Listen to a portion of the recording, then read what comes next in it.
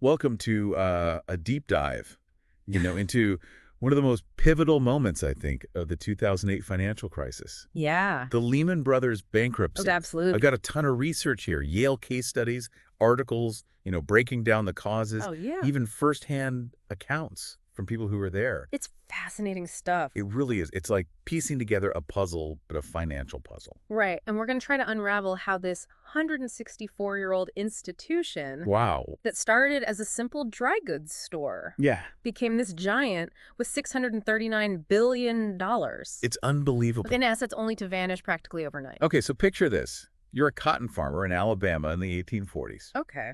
And who would have thought that the guys selling you denim would one day be these titans of Wall Street shaping global finance? Yeah, what a story, right? Talk about a wild ride. What's so interesting is that their success early on was really rooted in understanding the realities on the ground. Okay. I mean, they saw cotton as the true currency of the South. Oh, And they became masters of trading it. And that kind of practical, adaptable mindset followed them to Wall Street. so they moved beyond cotton, helped establish the New York Cotton Exchange. Exactly. And by the late 1800s, they were a fixture on the New York Stock Exchange, underwriting major industries. Like, were they a force already by then? They were definitely laying the groundwork. They helped fuel the rise of so many iconic companies. Oh, wow. Everything from retail giants to railroads. Oh, that's incredible. They were really good at connecting investors with opportunities. Mm-hmm.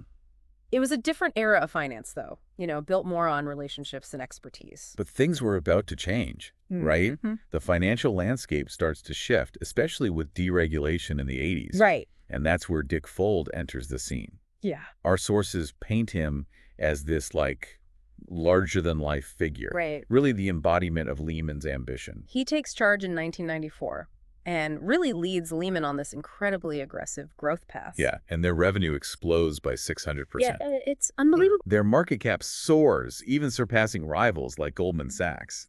But that expansion came with a real hunger for risk, Yeah. particularly in the world of real estate. And this is where the cracks begin to show, right? Yeah. Lehman's big bet on real estate in the mid-2000s, even as the housing market was starting to wobble. Right. Was this a classic case of hubris, like believing they were too big to fail? I think there's definitely an element of that. By 2007, their real estate holdings had doubled to a mind-boggling $111 billion. Wow. But what's even more alarming is their leverage ratio, Oh, here we go. which is basically a measure of how much they're borrowing to fuel these investments. Oh. It hit 30.7x. I don't even know what that means. It's like building a skyscraper on stilts. Okay, so not a good thing. Not a good thing at all. So why was that level of leverage so alarming, especially, given the state of the real estate market at that time? Well, think of it this way. A small dip in real estate values Okay. could wipe out a huge chunk of their equity. They were essentially magnifying their risk by a factor of 30. And this wasn't just any market either. Yeah. The subprime mortgage bubble was inflating. Oh, yeah. So that was making things even shakier. Absolutely. Okay, so now we have to add another layer to this very precarious structure. Right. Repo 105. Yeah. Yes. Sounds like some kind of secret financial code. Yeah. Right. But it played a critical role in Lehman's downfall. It did. Okay, so explain it like I'm 5.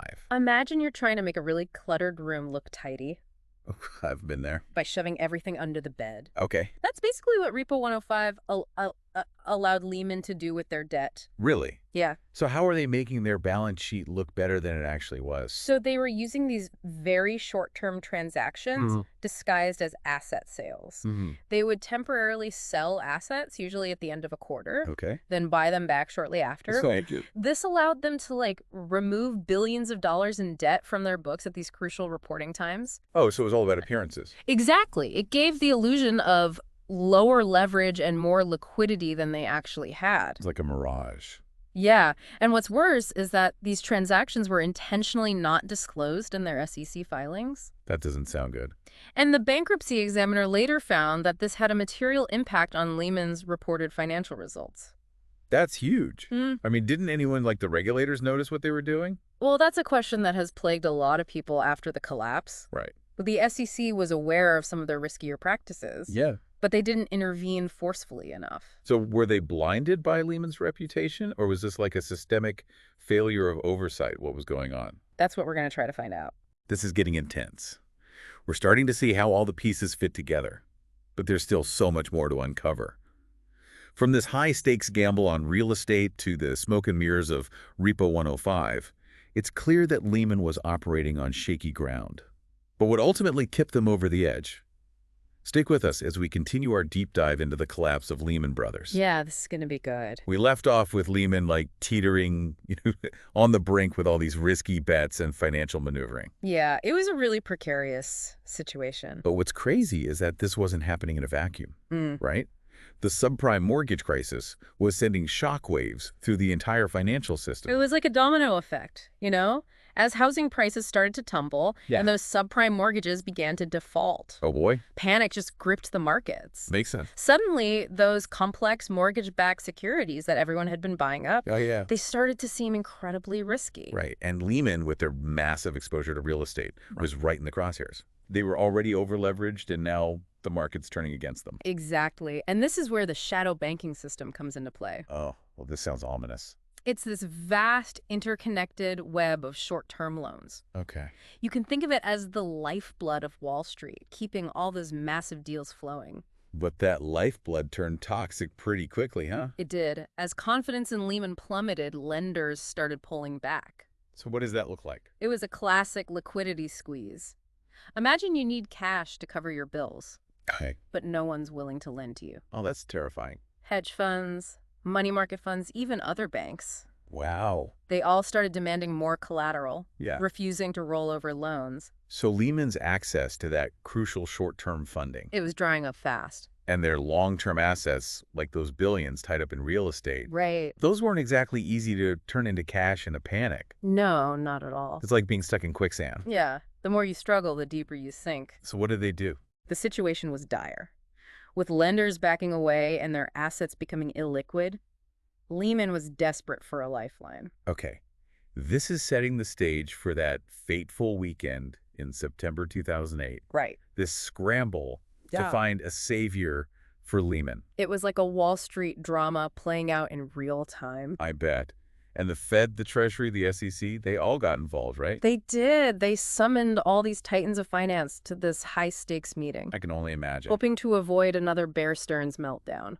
So Bear Stearns was still fresh in everyone's minds. Oh, absolutely. The parallels were unavoidable. Yeah, because it had only been a few months earlier that the government had orchestrated that bailout. Exactly, to prevent Bear's collapse. Right. But this time there was a reluctance to intervene. There was. They wanted a private sector solution. So they wanted Wall Street to clean up its own mess. Yeah, but there was a problem. What was that? They couldn't find a buyer for Lehman. But there was interest from Bank of America and Barclays, right? Yes, but several factors contributed to the failure. Well, the government's unwillingness to back Lehman's toxic assets spooked potential buyers. I can see why. No one wants to inherit that ticking time bomb without some kind of guarantee. It's like trying to sell a house with a cracked foundation. Right, no one's buying without a major discount. Exactly. And then in Barclays' case, they needed approval from their shareholders, Right, which they couldn't secure in time. so the clock was ticking. It was. With each passing hour, Lehman's options were dwindling. On September 15, 2008, Lehman filed for Chapter 11 bankruptcy. Wow, a 158-year-old institution just gone like that. The shockwaves reverberated across the entire global financial system. Yeah, it's almost hard to fathom the scale of this collapse. It was a stark reminder of how interconnected everything was. Absolutely. And how quickly confidence could evaporate. It was a wake-up call for sure. It really highlighted the fragility of the entire system. So we've explored Lehman's risky bets, the role of the shadow banking system, the frantic search for a buyer. Right. But what about the people at the helm? What were Dick Fuld and the rest of Lehman's inner circle doing amidst all this chaos? That's a question. Were they aware of how serious this situation was? Yeah. Or were they blinded by their own ambition? That's what we're going to look at next. Let's take a closer look at the key players and the decisions they made during those crucial final months.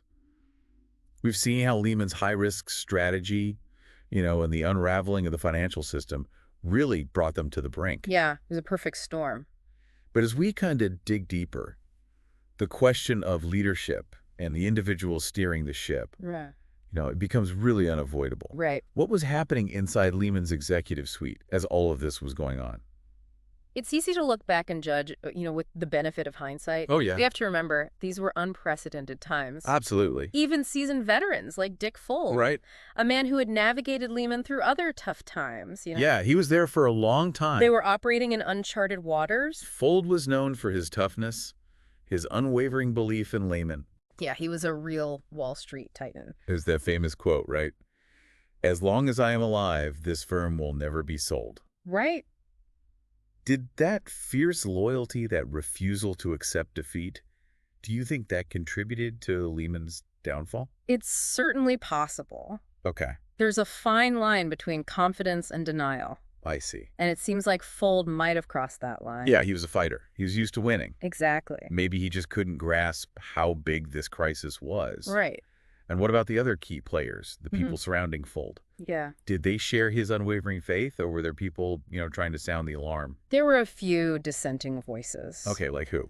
Well, there was Joe Gregory, Okay, Fuld's longtime confidant and the firm's president. right. He was eventually forced to resign, Oh, wow. probably to try and appease the market, Yeah. signal that Lehman was taking steps to, address its problems. But it was too little too late. Yeah. What about Erin Callan, the CFO? Oh, yeah, she was a fascinating character. She was a rising star, right? Absolutely. She seemed to really have a grasp of the numbers. She was intelligent, ambitious, a powerful voice within Lehman.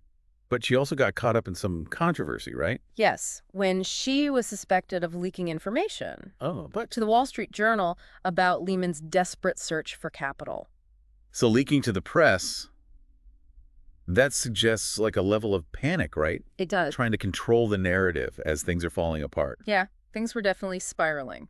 Were there any internal checks at all? Like, did anyone try to rein in this kind of behavior? There were a few individuals who pushed back. Okay. Madeline Antonchik, the chief risk officer, Okay. she raised concerns about Lehman's loosening risk limits. But her warnings went unheeded. They did, and she was eventually replaced. It sounds like dissent was not welcome at Lehman. It wasn't a place for that.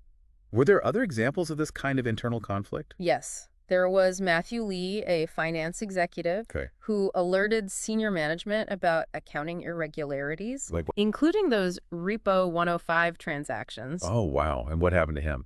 He was fired. So much for speaking truth to power. Yeah, he was definitely punished for being a whistleblower. What about the board of directors? Ah, yes, the board. Weren't they supposed to be, like, providing oversight, asking the tough questions? Right, making sure Lehman wasn't taking on too much risk. Yeah, what were they doing? Well, the board was made up of some very accomplished individuals from various fields, a What? former CEO of IBM, a theatrical producer, a retired admiral, even the former head of the American Red Cross. Wow, an interesting mix. But most of them lacked recent financial services experience. Okay, so not really the right background for this situation. And the bankruptcy examiner later noted that they met very infrequently, Really? relying heavily on the information that was given to them by Lehman's management. So a board full of big names, but maybe not the right kind of expertise to challenge someone like Dick Fuld. Right. Were they just out of their depth, or was there something else going on? It's a question that's been debated for years. Yeah. Were they too trusting of management? Yeah, Maybe starstruck by Fuld's charisma? I could see that. Or just unable to grasp the complexities of what the firm was doing? Whatever the reason, it seems like their oversight was inadequate. Yeah, they didn't ask the tough questions. Right. They didn't challenge the assumptions. And that ultimately led to Lehman's collapse. It did. So we're left with this, complex story of individual decisions, systemic failures, a lack of oversight. It's a cautionary tale. It really is. Lehman's story isn't just about greed or recklessness. No. It's about the human element, right? Absolutely. The flawed judgments of brilliant minds, the pressures of this incredibly complex financial world. Yeah. It's a reminder that even the most seemingly invincible institutions can crumble They can. under the weight of their own ambition. And it underscores a crucial point. What's that? Understanding how finance works. Yeah. The interconnectedness of the global system. The human fallibility at the heart of it all. That's really important. Lehman's collapse wasn't just a financial event. No. It was a human drama with global consequences. Well said. And on that note, we've reached the end of our deep dive into the collapse of Lehman Brothers. What are your takeaways? What surprised you the most about this journey into Lehman's demise? And what lessons can we learn from this historic event to prevent future crises? Thanks for joining us in Auditory.